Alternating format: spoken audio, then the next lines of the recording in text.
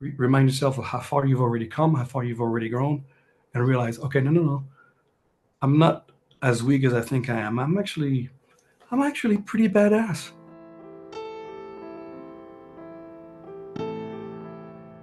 Hello, everyone. Welcome to Being Vulnerable. It's season 3, episode 3. I got a special guest for y'all today. It's Didier. Greetings Introduce yourself to the world. to the world, right? Well, my name is Didier. Just like the letters DDA.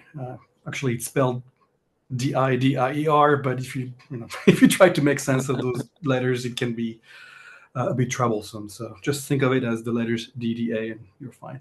I'm a mixture of different countries. I was born in the Dominican Republic, was raised in France up through high school, and then I immigrated to the United States to do college and then go to become professional, etc.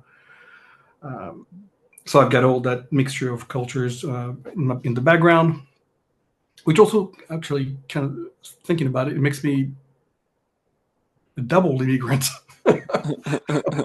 Think about those different countries. Yeah, I make music. That's how I'm trying to redefine myself in this chapter of my life. So it's been a journey to get there. It's very different from everything I've done before. But it's been good. I did not know you were born in the Dominican Republic. So you're Yeah, Caribbean like me, man. yeah, yeah. We're neighbors basically. Yeah, it's from Cool. on my mother's side. Your mother's side. Yeah, yeah. So I still have family over there. Do you speak Spanish? Sí, claro. Claro que sí. Yeah, yeah, Claro que yeah. sí. Yeah, I understand it. I understand it better. Whenever I switch to speaking Spanish, it takes me a little bit to get into the groove. Uh, to this day, I'm really not sure why that is the case because it was my first language. I was Yeah. born there. My mom's from there. So for the first 5 years of my life, Spanish, I was surrounded by Spanish. That's all I heard. And then we moved to France. So I was 5 years old because my dad wanted his sons. My brother was on the way.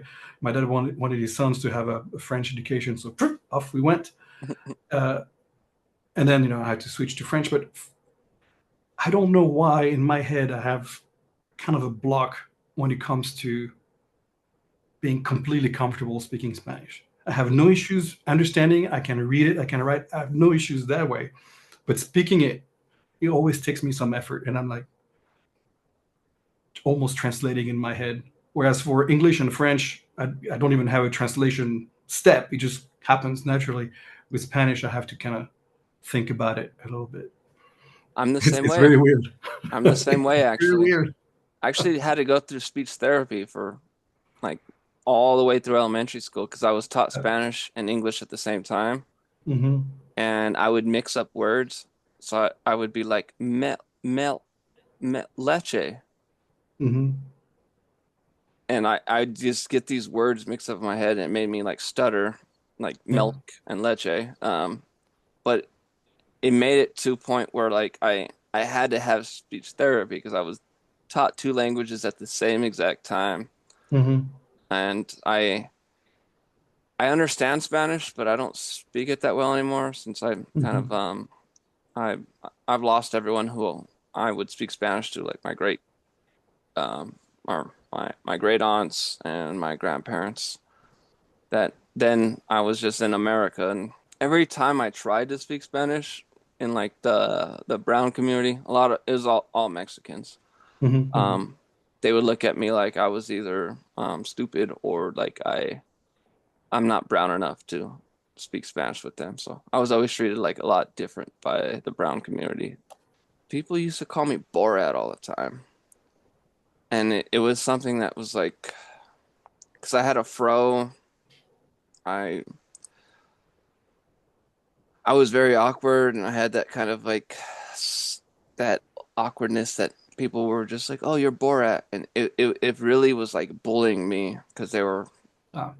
It really felt like bullying. Like one of the first times I really like broke down and cried Mm. because of a bully was because people were calling me Borat and they wouldn't leave it alone. I mean, at the like when I was an adult, I was able to like really look at the fact that I shouldn't have taken it that hard, but I did because in the movie Borat, he's like, he's a sexual creep. He's doing all these things that are very uh, Unsavory. unsavory, doing all these things that like Mhm. I was always kind of typecasted as the creep, Mhm. even before I was started acting. And then when I started acting, I was always like offered the role to be the creep or the villain or the person who is just so socially awkward. But I was literally I was put in that box when I was a lot younger. So when that happened to me in film, it really like you guys are still bringing this up. All new people that have never known that people thought of me as the creep. Yeah, like it was hard for me to even go into relationships and all this stuff because they would see me as a creepy person. And it was like, it was just a sensitive person who had a Mhm. very introverted, and I was socially awkward. But Yeah. the fact that it like continued on to a different round of people, it was something that like I know I'm not a creep, but I guess I look like it, which is just self-esteem issues, you know. I can see how hurtful that would be, because how people react to us definitely affects how we see ourselves as well. Because then you start thinking, well, if this one set of person behaves this way toward me, and this other set of people who are completely unrelated act the same, then there must be something wrong with me. And then you start getting into that feedback loop, which, yeah, it's tough to get out of that after a while. But you Yeah. you you find a way out of it though. I mean, it's just once people get to know me that they understand that no, my social awkwardness is not creepy. It's I mean, some people say it's endearing now, but it's I give off those vibes though. It's like so I have to like try to not be as creepy as as I look. So now I have that acknowledgement of knowing that people look at me as a creep, so I have to always go the extra I have to go extra to show them that I'm not. Yeah, So compensate. Yeah, yeah, yeah. one of that is to cross the street, even if it's a busy highway, I'll run across the street so I could just go around the person and then be in front of them. Because me behind someone, I guess, is a. And it also that didn't help that I also always wore hoodies. Mm. Um, But I did learn that when I put on comic book shirts and stuff like that, and I acted like more like a nerd and geek and or dressed like it, that I was less likely to be. People will define me more as a nerd now because of the way I specifically showed the world who I really was by wearing comic book shirts and all this stuff. Mm.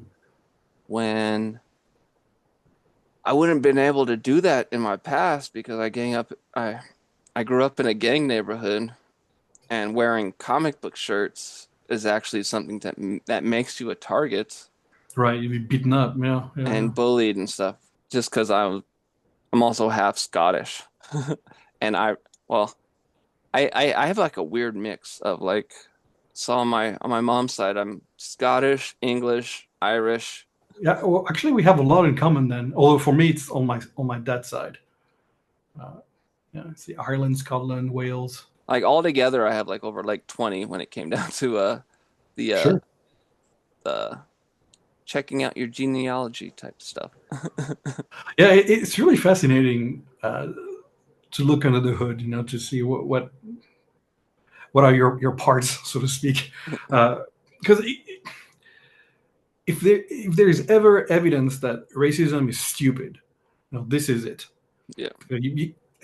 One just one take one look at your DNA and you'll find out there's no such thing as a pure race. And I hate to use the term race because that's social construct. Now we're all part of the human race. There's Homo sapiens. That's all we are. After that, you just make your own distinctions because you want to assert some sort of control over somebody else.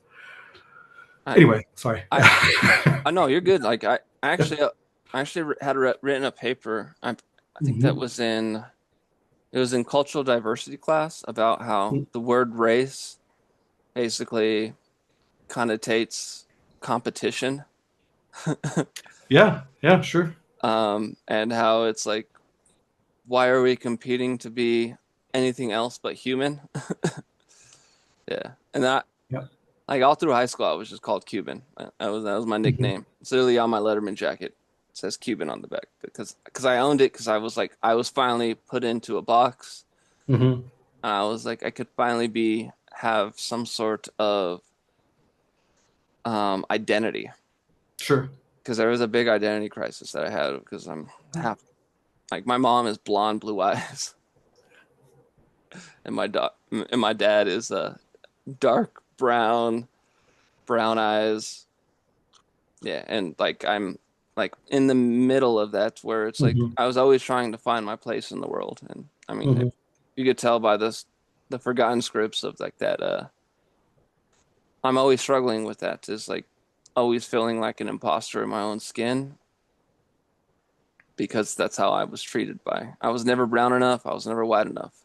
So I had to choose one, and by owning the nickname Cuban, it was like I was choosing the brown side, and Hmm. some of that had to do with just the fact that I was ashamed of my white side because that's where racism and all this stuff that stemmed from my own experiences came from Hmm. was being looked down upon by the brown community by being white. So I was around way more brown community, and then they'd look at me like yeah, half breed. I I remember people would actually say like you're just a half breed, and Wow. or a gringo is the other Hmm. is what the Spanish would say. But Yeah, yeah, yeah, yeah. That's harsh. I've never experienced that as flagrantly as you describe. My mom my mom told me a story which leads me to believe that something happened in those first few years in France that I think contribute. Again, this is just me theorizing, but I think that's what contributed to that that block I have with Spanish. Uh, the way she told me the story is that one day we were at a park somewhere and she was speaking to me in Spanish because that we always converse in Spanish.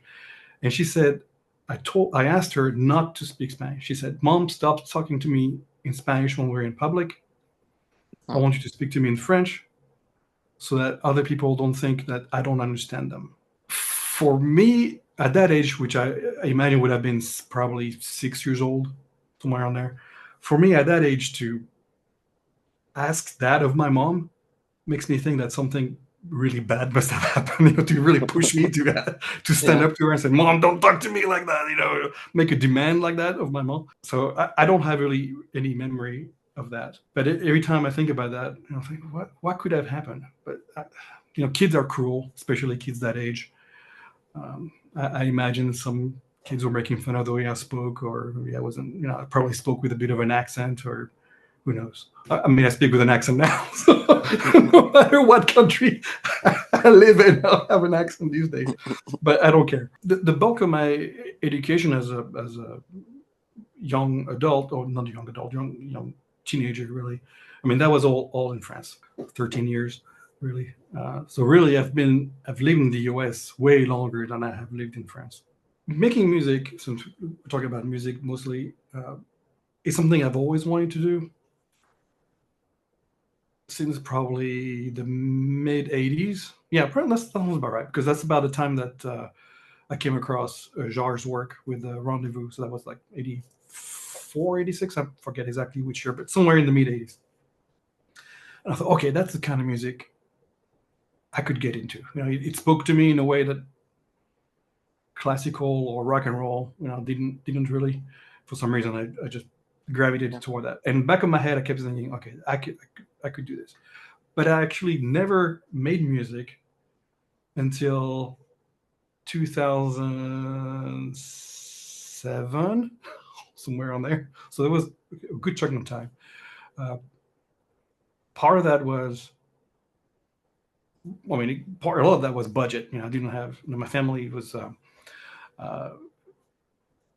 not poor, but we were humble means. So buying an instrument was not really accessible to us. So I never really asked, say, hey, mom, dad, can I have a piano? Piano? Are you kidding me? I'm talking about thousands. So yeah, that never happened. So already I had in my head, I thought music is out of my reach because it costs so much. It's out of my budget. I can't do that. So that was the one hurdle. There were other silly stuff that influence how you see yourself, especially in those tender years as a teenager. When you're developing and you're questioning everything and you don't know who you are. You're trying to figure out where do you fit and everything. I used to draw a lot. Comic books. I wanted to be a comic book artist, and I would draw a lot. But I also like to write, so I would write little short stories. Nothing fancy, but just whatever adventures, spy stories that were inspired by Indiana Jones, or I mean, they were rip-offs of whatever movie I was watching. But the point was, I was a young kid trying to learn a skill, and so looking back as an adult now, I'm saying this was a critical point in my development as an artist, because this is when I was learning and I was taking um, all those different information from different mediums and everything, and kind of synthesizing it in my own way and trying to come up with something original. But at the beginning, all you're doing is really copying until you find your voice and your rhythm, and then you can create for real. But in that early stage, you're kind of a hodgepodge of everything. And then, unfortunately, I had an uncle who was kind of an authority figure in my mind, and I really wanted his approval. For some reason, I don't know why, it really mattered that if he liked what I was doing, then he must be good, and I could go on. And I gave him one of my scripts, thinking, "Hey, what do you think of my story?" And he just tore it to pieces. Was, oh, this is shit. French accent. And I mean that hurt a lot, as you can imagine, um, because here's a person who I respected, I loved, in a familial way, and then he was just kind of telling me that what I'm trying to create is not worth the paper it's printed on. So that hurt. But at the same time, I was going through. I was in high school by then, and the way the French educational system is set up is a bit different from the US. You have to pick a major, kind of like you would in college, and you have different types of majors. They have one that is focused on literature. That's the type A kind of major, and then you have B, which is more business kind of things, and then C and D are more science types. I think these days they've reframed them a little bit, but the categories are largely the same. And the way it went back then is that if you had a type C or a type D kind of major, you would have supposedly the most opportunities after high school as far as applying to higher education kind of institutions. Like a fool, teenager, you know. Even though I was all interested in cartoons and writing and all that stuff. I thought, well, I could be an astronaut too, because France is definitely known for its space program. So I thought, okay, let's go to the C, the science path, and it was in many ways the worst decision I ever made, because those high school years were extremely challenging. I barely cut it, and I graduated with a minimum amount of grades that you could get to pass to get that degree. But one thing that happened during those years is one of my math teachers handed me a test back that I had done terribly on, and he said, "What? Why do you keep trying? You're never gonna get this. Jeez. Why do you try so hard? Right? So that to this day, here I am, 52 years old, and to this and to this day, those two feedback, one from the teacher, one from the uncle, still piss me off. Yeah. You know, I mean, they don't hurt me as much as when it happened. I kind of grown past it in a way, but just the fact that those two adults thought it necessary to cut me down so drastically, it feels so unnecessary. But as I grew older and I found myself in a position of kind of mentorship, or well, I'm an art director now, so I work with artists. Uh, but I'm in a position where I can, where I have to review other people's works and give them notes to improve them and everything. And even same thing when I was in newspapers. I was after being a reporter, I moved on to editing, so I had to work with reporters to make the stories better and help them with language, etc. Anyway, the point is, when I got to be in that role where I had to give feedback, I wanted to be the kind of person who would help, somebody grow. If I notice that this person is willing to put in the time and the effort, is passionate about what they're doing, that they're really in it, they're not just clocking in and clocking in and out, but they're really in it. I want to be the person who is going to elevate them and show them, like you said, give them the confidence to grow in their role and find that flame in them to really get them Yeah. going. Um, We have that similarity because mhm, when I was in film school, um, this is something I didn't learn about till like after, but like 2 years after. So like everyone would show their films, and I would always give positive feedback and suggestions or like mhm, I'd interpret it and be able to give them something that is like, I see what you're trying to say, I see your skill and all this stuff. mhm, mhm, And I like left to the bathroom, and I guess my professor told the whole class, he is too nice. Your guys' work isn't good at all. And he like told this to the entire class.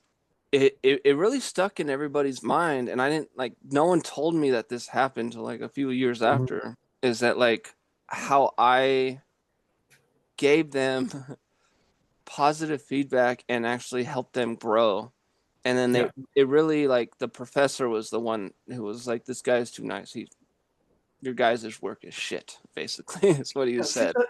Yes. They listened to me rather than listening to the professor at that time because Mhm. they needed someone to boost their confidence to Sure. have that. And I was, a good 10 years older than most of these kids. Um, and they were like 18. Um, they're not kids, but yeah, they're kids. Um, but I just remember the homie Derek telling me that when we were on his film set, and he was just like, he was like, you actually helped me a lot because I needed someone to say I was doing something right rather than the Mhm, professor saying you're doing like, 'cause that's what the professor did, was just pinpoint everything they did wrong mhm. and never say anything that they did right. Yeah. Yeah. Um, Yeah. Yeah. yeah, Balance matters. I think yeah. we've touched a little bit on that topic. Even though I didn't like, even though the professor said that when I wasn't there and anything, I mean, it probably would have hurt me if I would have been there and him been like, "You're too nice. Everyone shit is." And then it would have been like calling me a bad critic or a bad mentor or Mhm, whatnot. But um, that was one thing I took on through my entire college career after that, is that, and I learned this just from those professors who really gave me confidence, and I always wanted to boost creativity and mhm.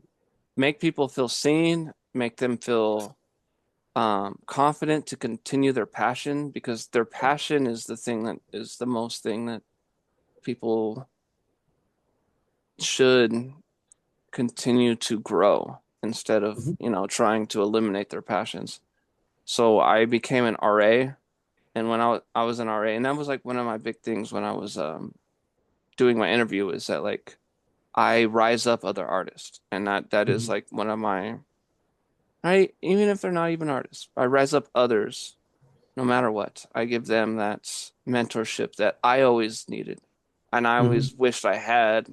Um, and also having that experience of having like bad mentors or bad coaches telling me that basically degrading my own confidence.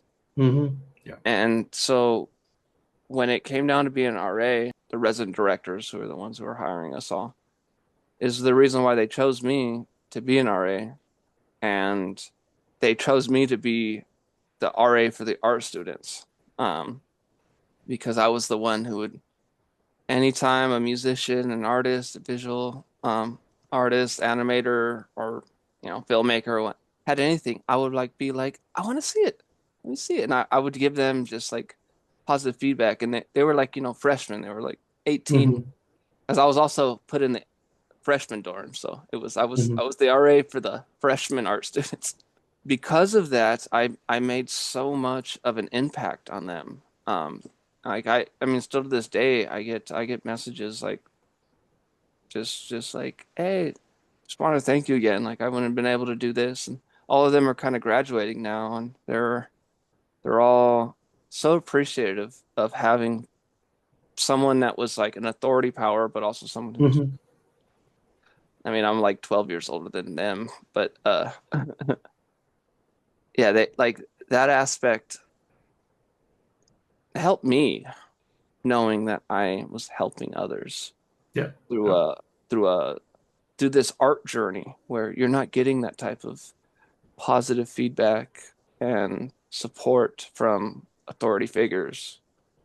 And I knew that they weren't going to get that from all of their professors, and me showing I'm someone that they could look up to Mhm. and then giving them that feedback was something that I'm so grateful that I got that experience because Sure. it really bled into just when I first started doing I first got on threads and I was sharing people's music and I was uplifting other artists and always giving positive feedback, interpreting people's trying to hear what they're trying to say. I'm Of not course. focused on quality. I'm focused on the artist. It has continued on to just even with the show and like Mhm. The Forgotten is that why I want to bring up artists who are not given a chance and let them get their chance. Let Yeah. them show their stories, their art, their music, and all that stuff is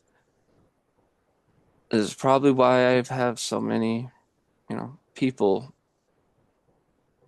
dedicated and invested into the show, which is it's outstanding to me because I if I would have done try to do this show in film school, I would not have had all of these. I would probably have like two or three film students that were like, all right, yeah, we'll be part of your show. I'm just so grateful for for every single one of our crew and cast members that is like it. 'Cause it's helping me to really feel like I can be a showrunner, which was the dream, but I didn't know I can do it.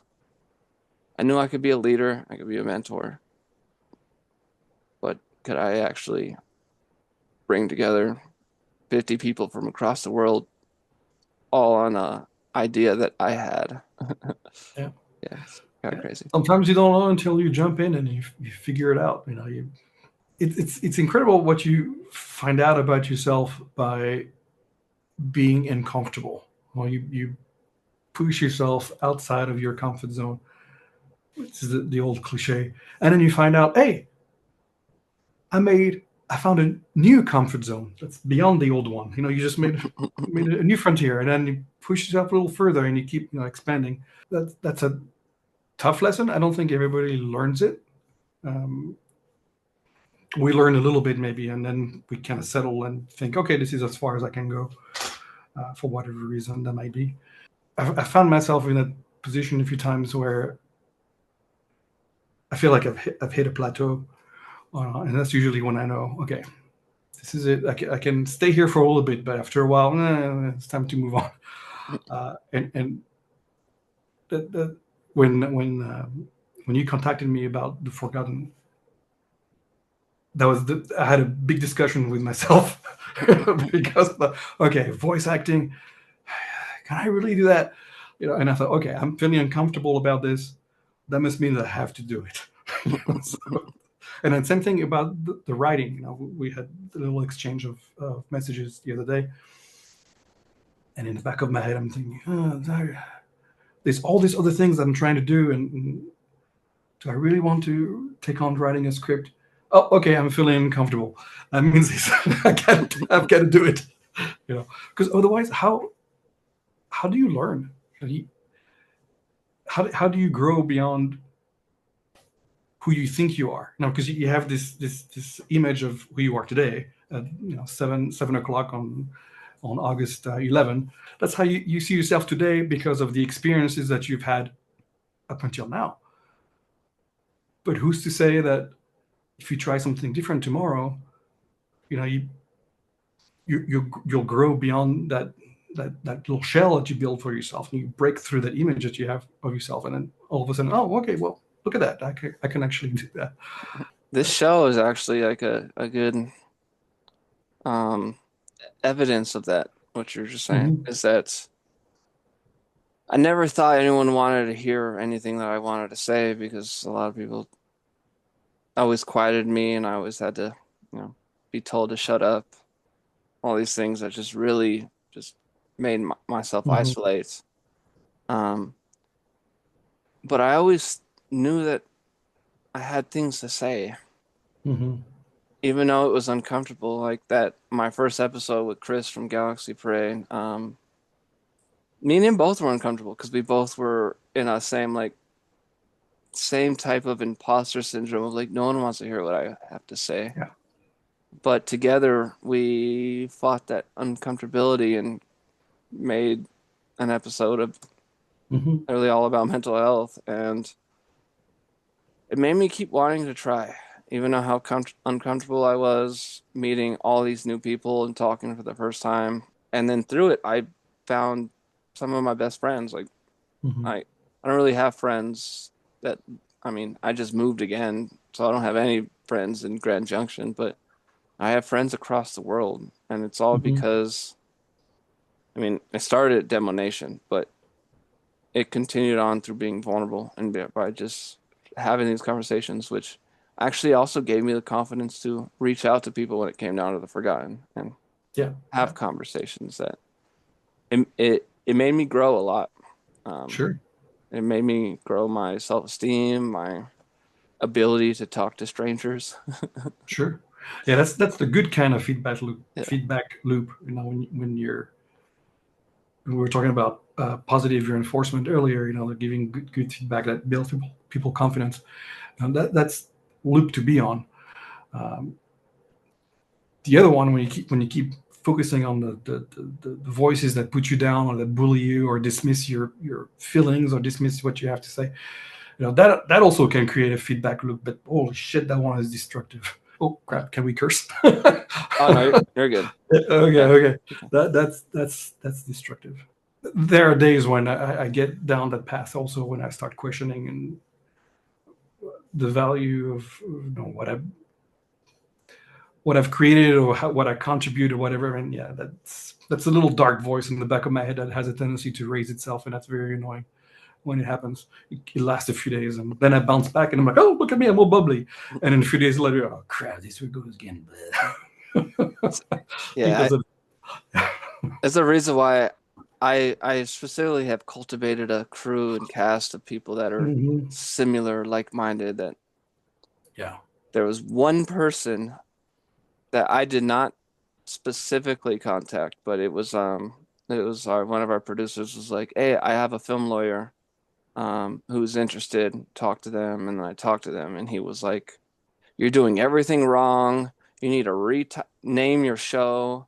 You need to rechange your characters and all this stuff." And it just like really like made me go back into that like, am I doing everything wrong? Did I do this? And and then he tried to like rewrite my pilot script and be like, this is how you should do it. And it it took me a while to like, this is not the type of person that's supposed to be on a show. Yeah. Yeah. This is not a type of person I could work with, because this is the type of people that I had worked with in the past with Hmm. film school, that's saying like, everything I'm doing is wrong.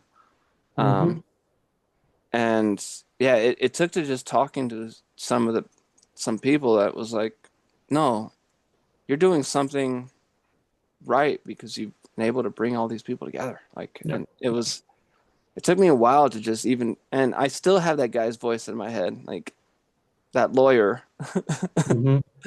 who has always wanted to be a writer in television, but hasn't been able to make it. So he's just doing law. And it took me that processing of like, I'm not gonna let someone else control my creativity, and let That's good. like the only thing I'm gonna do is allow people to add to it, bring other people in. Yes. So that, yes, and that's a good balancing act too, because on the one hand, you don't want to become so arrogant that you think that all my ideas are the best and everything I do is gold, and with that voice, Yeah. uh, you have to make room. You have to make room for. We were talking about ego earlier.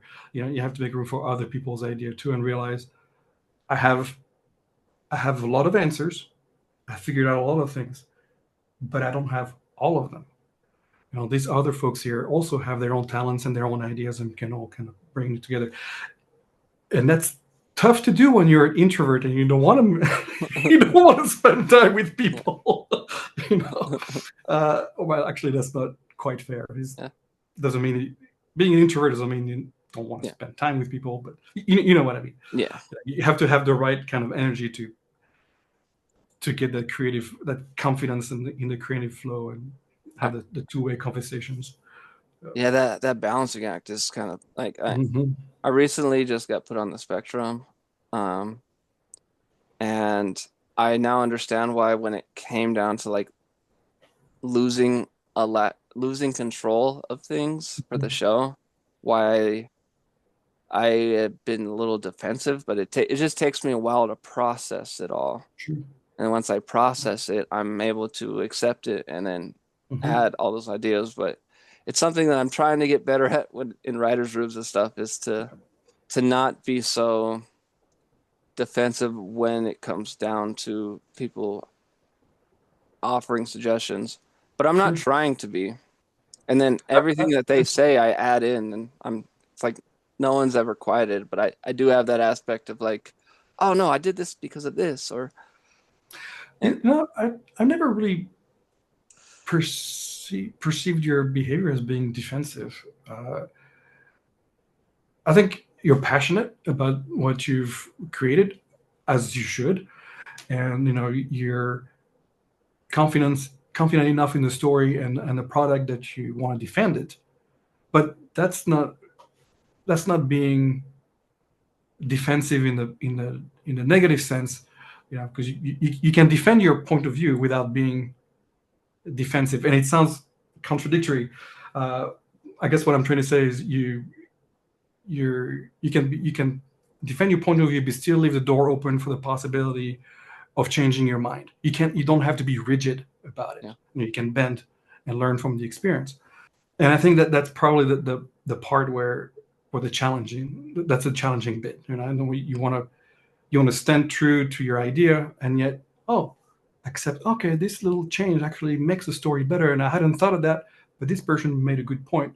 So how do we bring it all together? yeah, And that shows that requires a lot of maturity. It requires a lot of emotional intelligence. We haven't really used those terms yet, but I think we've all yeah. been around. That this whole show is about emotional intelligence. Really, you're now recognizing those different levels of communications and how people behave and react uh, to Just what's to, happening.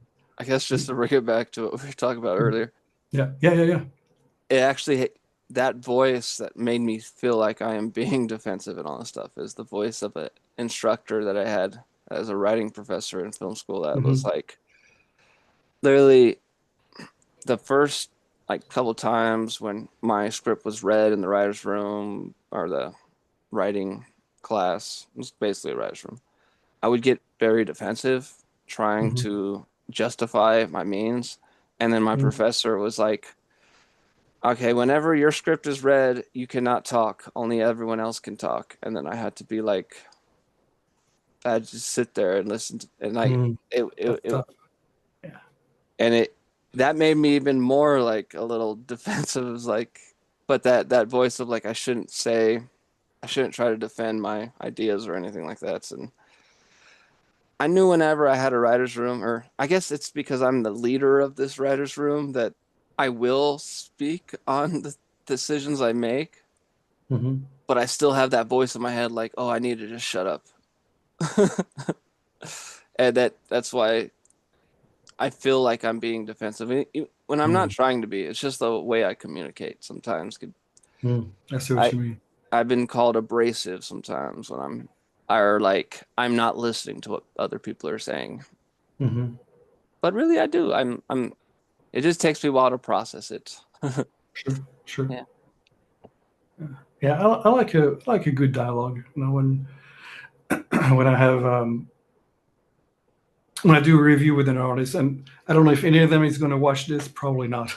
Uh, I try to keep this separate from my workplace, um, and they might have a very different opinion of our interactions than I do because we all see situations a little differently. But I try as much as possible to have a dialogue with the artist that I'm working with. Because of the things that we're producing, there are things that are objectively wrong, unfortunately, that I do have to point out. Okay, this is wrong. It could be better. This is where we need to go. But I try as much as possible to present it not in a way that says, "Oh, this is crap," I got to start over. Even though sometimes you cannot do it to start over. But I try to present it that way. I try to point out, okay, I recognize the efforts. That this is what's working. This part here is working really well. The color came out really good here. The composition is good.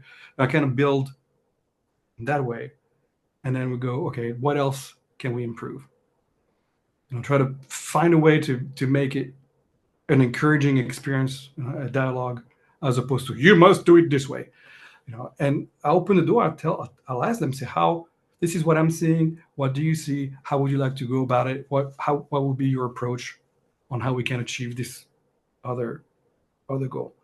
Uh, as much as I try to be that person, I'm sure there are days where I fail miserably and I'm just the rude Frenchman in the room. I don't know. I'm hoping not. I'm hoping not. I love for an artist to tell me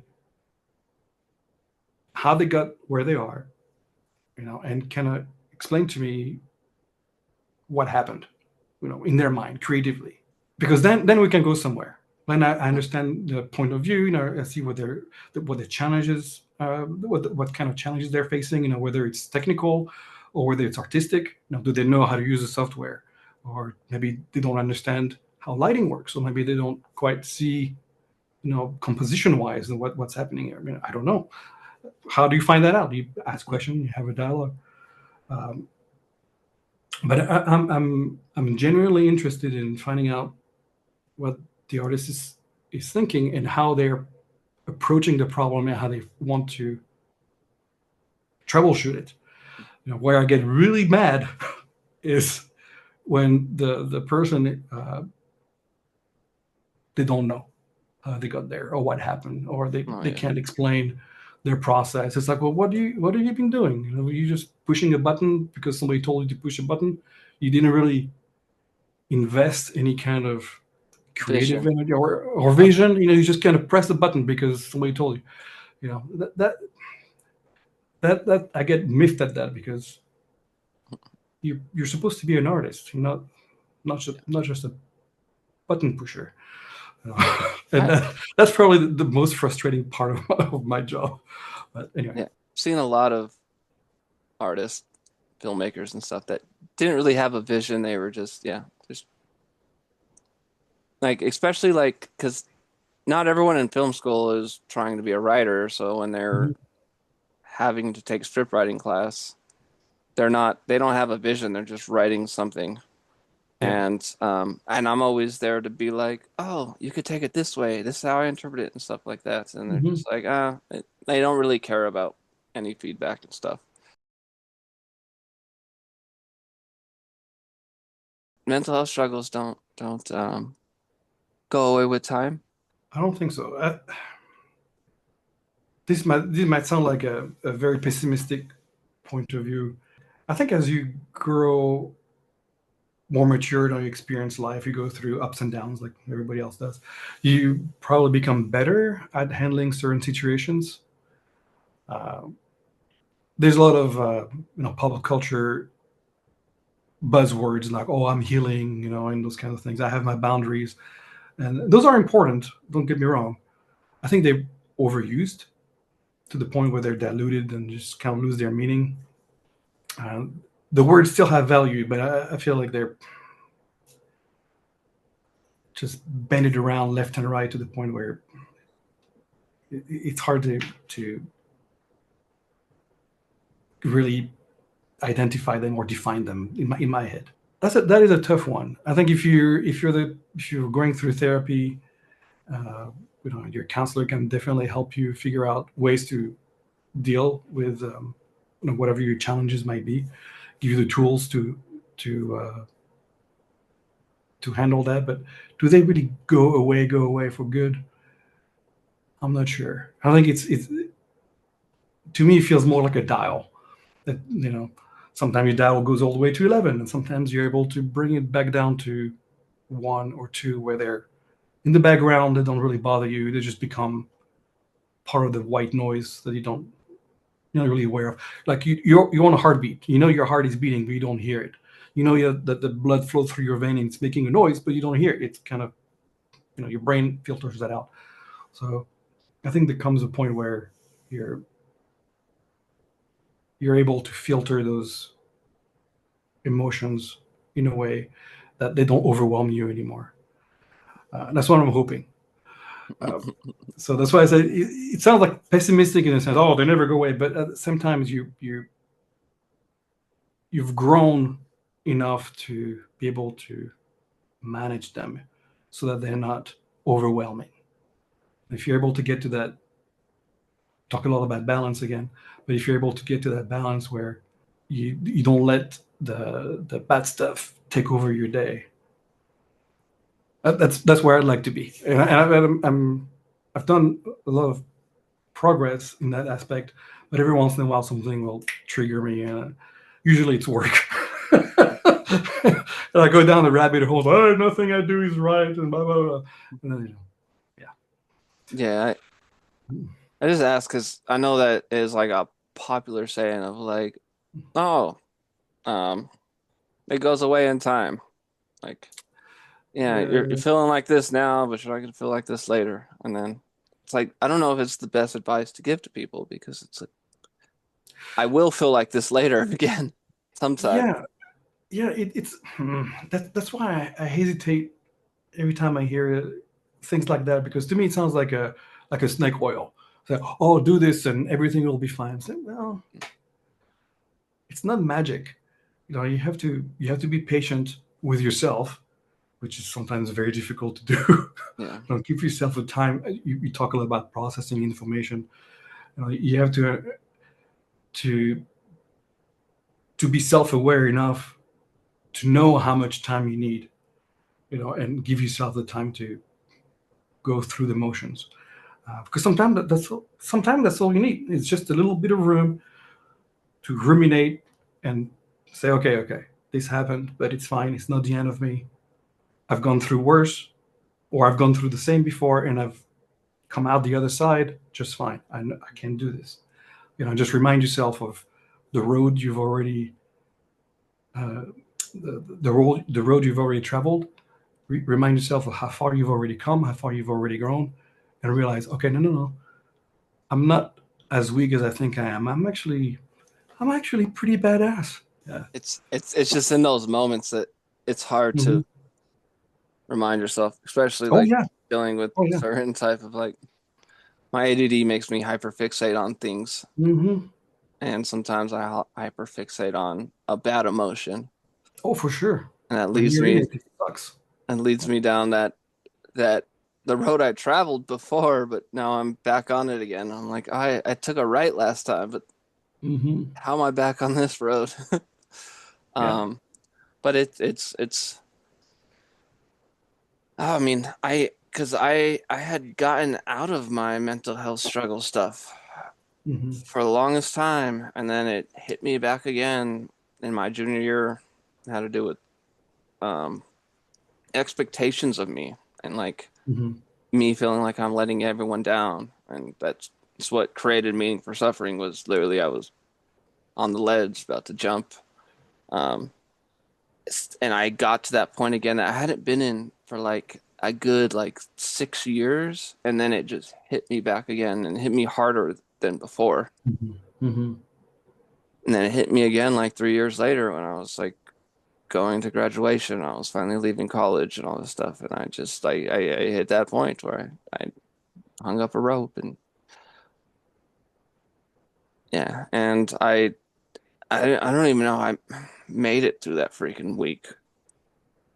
Like it was just it was so much. It also made me feel I was like so alone. That's also like I didn't have anyone to talk to, and I tried to talk to some people, but they kind of dismissed my feelings. And I got triggered by something too that made me just like, well, maybe if I just hurt myself, I can feel something again. It was definitely a weak moment for me, but I got through it. I hope I could keep being strong, especially as a leader, because I'm I get and I guess that's what happened with the meaning for suffering, and even just this last little event that I had was that I'm supposed to be the strong person and be a leader for everybody on this crew and cast, and I can't show weakness, but I do feel these feelings. I do struggle still. Like I'm afraid to show people that I am still struggling because they need a strong leader. What do you mean by a strong leader? What is that? What how do you picture a strong leader? I'm curious. I guess it's a more of a society had put this thing in me as like a strong leader is someone who is not doesn't self-doubt, someone who is going to be there the next day and have that, that confidence, Hmm. they can put everybody's weight on their shoulders and everything. And I can, like I'm an empath and I can be a counselor and stuff and put Hmm. people's weight on my shoulders, but um I guess it's the fact of not trying to show weakness in a way, and weakness in a way of like that I am struggling too. Hmm. I know it's really big in Hollywood, like when it comes down to I can't really tell Luke, our executive producer, that I am struggling because it's like him losing confidence in me as the leader could, You bring an interesting point, which is the whole. Uh, well, we're talking about hierarchy. You know, when you're in a position of leadership, in this case, now you're the showrunner, and you have a team of folks who are going to be, actors and musicians and everything, and they look up to you to make the show a reality, and you have those expectations on your shoulders. You want to make sure that the time that they have invested in the show, but as well all the belief they have invested in you, pays off in the end. So when you're in that role, you want to project that sense of confidence that things are, you know moving forward the way they are meant to. And for sure, it can get lonely in there because you're steering the ship, you're the captain. You want your crew to perform the way they want to, the way they need to. And sometimes the only way to ensure that is that they don't necessarily know the Klingon birds of prey are decloaking and they're about to fire torpedoes at your ass. you know? So, uh, and, you actually brought up a good point of when you said ship captain. It's like you don't want to walk on a plane and see your pilot nervous and sweating and like unconfident. no, yes. Again, there's that balance, right? Because you don't want to be disingenuous either. You were talking earlier about being an empath. people can see through the bullshit. How many times have we been in meetings where you can tell the CEO or whoever is just putting a big bright silver bow on a pile of shit. They're just putting a good face, but that we're going down in flames here. I think that there's a way to still be a confident leader and still be honest. But that's not something that happens overnight. That's something you build the trust with your team, through ups and downs and whatever. And sure, you'll make mistakes. There'll be times when you might be upset and you're a little short or whatever. We're all humans. I think with experience, you learn to recognize that and kind of temper it. Hopefully, if you're some people never learn that they'll just be rude forever. But you don't strike me as that kind of person. I always thought of a strong leadership as somebody who, yes, they know what they're doing. They know how to do the job. They know how to rally the troops and everything. But they also are able to tap on that human element. That even when the chips are down, even when things are tough, they don't shy away from that. They don't try to paint a rosy picture when you can obviously see everything's on fire. But they're able to harness that and say, okay, damn it, we're on fire, but we have water. I think being strong and being courageous does not necessarily mean that you don't have any weakness or you don't have any fear. It's more how you're able to recognize that, yes, you're afraid of something and you have certain weaknesses, but you're able to go beyond that. If you're able to see that in your team and let them know you're okay, yes, I know you're afraid. I'm afraid too, but we know how to handle this. To me, that's a stronger leadership than just saying, everything's fine. Well, let everyone know where to find you and what's coming up next for you. Oh, all right. Let's see, a couple of places. My website is kind of like the center of truth for everything that is Key of D. That's just keyofd.net. Pretty easy to remember. Otherwise, now you can find me on Instagram and Threads. It's the same handle, Key of D. I'm also on YouTube, which is also hey at Key of D. Trying to keep it consistent. Probably the biggest announcement, I suppose, is that I put some stuff on Bandcamp. I hesitated for a long time. I held out for a long time moving to Bandcamp. Nothing against Bandcamp. It was more of my own questioning about the quality of my product. And I figured if I'm going to put it on a platform where people can download it and even donate to the effort, I wanted it to be as good as I could possibly make it. And I still don't think they're quite there, but maybe they're fine.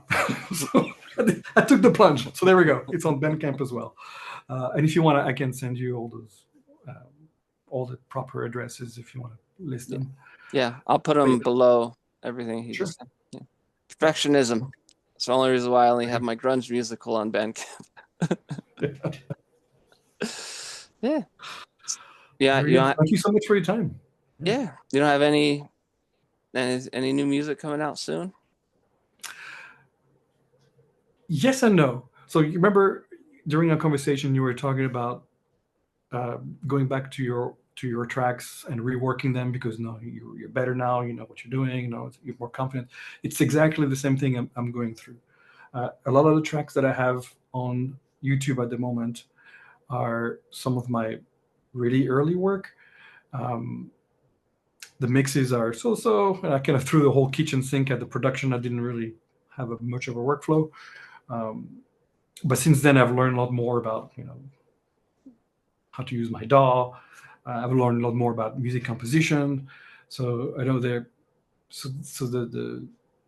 two things I want to accomplish with the work now is to finish the tracks to a point where I feel personally that they are finished, and that means analyzing the music to make sure that I'm not being lazy about the musical choice. You know, make sure that they're delivering what the emotional impact that I had envisioned for them. So that's one thing. So on the creative side, and then on the technical side, make sure that the mix is up to specs. Now that it's clear, it's got all the width and blah blah blah, all that stuff. So yeah, those are the big steps to try to clean that up and make it better. Yes. Yeah. And we look forward to hearing those. Yep, thank you, appreciate that. Yeah. And yeah, everyone, thank you for joining Being Vulnerable. Special guest DDA. All his links will be below this. And we will see you next time. And as always, love yourself. Thank you for your time.